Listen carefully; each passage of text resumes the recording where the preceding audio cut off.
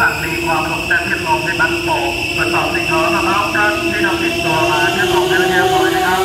ตรวจสอบในการจราได้ทำรถด่วนพิเศษทางสินารัฐ32นะครับต้นทางหัดใหญ่ทุกปลายทางหัดอีก6แคบครับ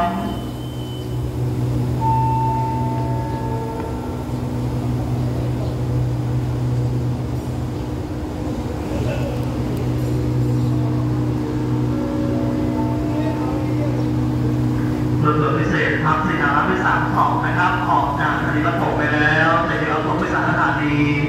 นครปฐมสารยาเป็นสถานีรถต่อไปครับ